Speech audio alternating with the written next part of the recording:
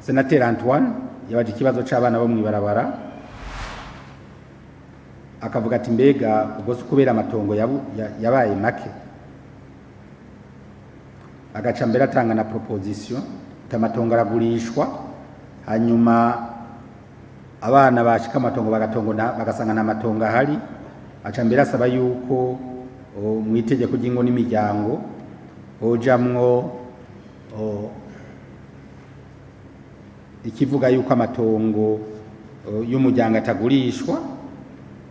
Nibaza ko ari kibazo ni kibazo kubera yuko aba bana sinibaza yuko ikibazo gihagaze ku matongo cyane. Nibaza ko idahagaze ku matongo cyane ntabwo ariho gihagaze kubera yuko nibaza ko uko twese twakuze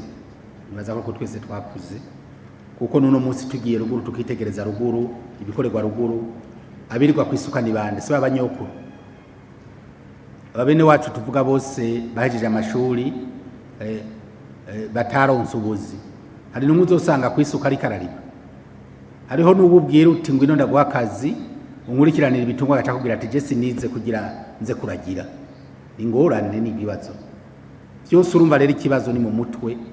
Nibaza ko ronga ibibazo bitari mu matongo, nibaza yuko ibibazo ni consequence y'ivyo twaciyemwo aho igihugu cari mu magume abantu birirwa bayerera hirya no hino bato bagasega abantu bakabaha amafaranga. Ivyo nivyo twamenyereye kandi nibiri muri abana bo kwibarabara gusa. Na twebwe tuba twasizwe imbere n'abene gihugu muri iyo myaka niko twari tumeze, aho umuntu yashika mu kibanza agacabona ko muri ico kibanza cyose ari iby'iwiwe. Imbere yuko agira icyo akoreye umuntu, imbere yuko atanga isoko akabanza karaba ati mbega iyi soko ndayitanze ayiwanje nkura munangara. Bijya byose n'ivyo byose byagize na consequence no kuri abo bose baca mu ibarabara. Kuvuga rero yuko kandi yuko twobishira mu itegeko, iyo umuntu ariko arashinga itegeko narabarize exception. Itegeko turishiraho dans le cadre général kugira rigere l'office.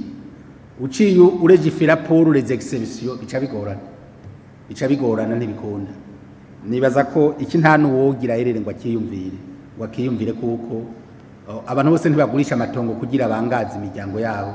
Hariho ugurisha itongo kugira akemura ikibazo cyo mu muryango asanzwe afise nk'amagara yamukitse n'ibindi. Aha rero iki gihe rero ubisize mu itegeko wowe uvuze utuzogwara nawe bafite itongo agurisha nemeye ko azocapfa, uyu nawe wo murenganije.